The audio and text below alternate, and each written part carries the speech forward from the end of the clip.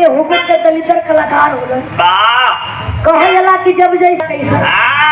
बड़ी बढ़िया गीत आप लोग सुन लिए। पार्वती बाबा भोलेनाथ का दास्तान रहल। पार्वती कबो कबो ऋषिया बाबा भोलेनाथ मनावस, लेकिन मेहरारू तो हर टाइम ऋषिया थे। सुनबे कैली कि अइला तब हवा मार के जा पतई पर पानी ढार के जा। यही में कोनो लड़का यस पानी धर ले रहा तो क्या रखा हो गया नहीं।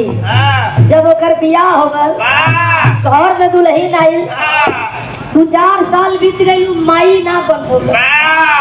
मेहररुआ कहे लगल कहे खाली पटिया दे के सुनबे करबा फसई पर तो पानी झार गला। मुंह फुकौनु अब का होई। अगल बगल के लोग हमके ताना लोग मारत है। तोरे बस कर रही ना गला, जा बाजारी से एगो रिमोट लेते आवा। मर्दा पूछे लगल का करबी, कहे जब तू पानी झारी घले होगा। तो हम सुनीला कि रिमोट में इतनी दम है कि वो से लहंगा उठेला, केवाड़ी खुलेले, गेट खुलेला। तो हमके लगत है कि वो से लइको हो जाए। हाँ गइल मेहरारू के लेके रिमोट लिया के दे देलस। मेहरारू एगो ललकी बड़की बटनिया रियवा होला, ओके दबलस त लइका पैदा हो गई। ओकरे बगलिया में वो करिया का होला, ओके दबलस त लइकी पैदा हो गई।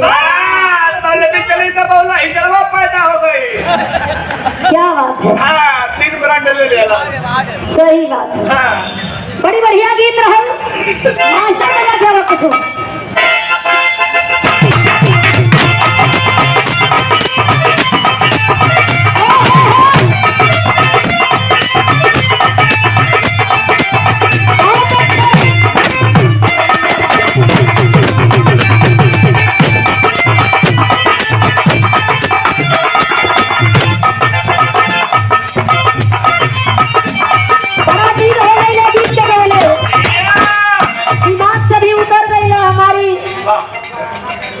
क्वालिटी है जो के गा देला भुला जाइला, चाहे बेवकूफी होखे जेवने के कहिला हो के भुला जाइला।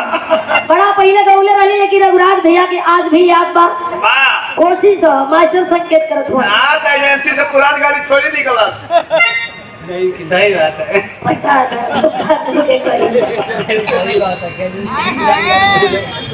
कोनो लड़की के देख के कोनो लड़का समझावे लगल। हाँ है ये तुहार सहूर जो है खाली हम ही के ना ये देखत हो के निकला लग। बतावत रहल लड़का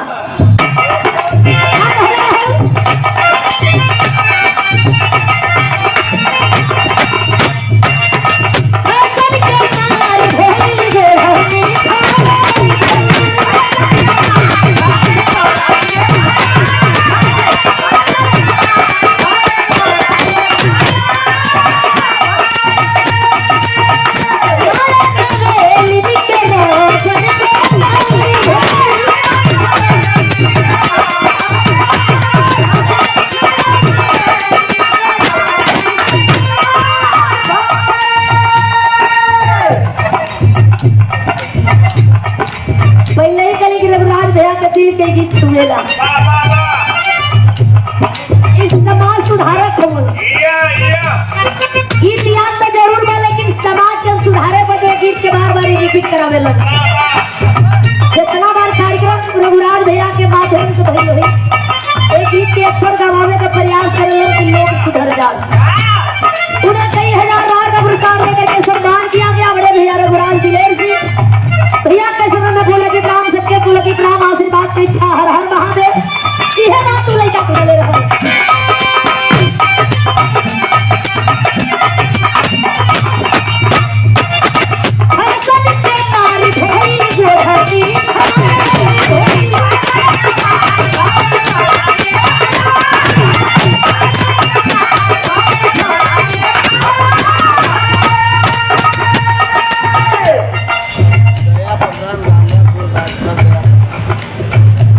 और याद भी चलते है दया प्रधान जी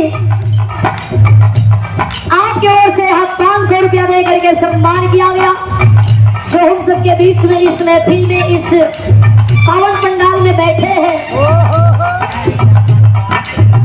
आपके ओर से यहाँ पावन पुरस्कार देकर के सम्मान किया गया।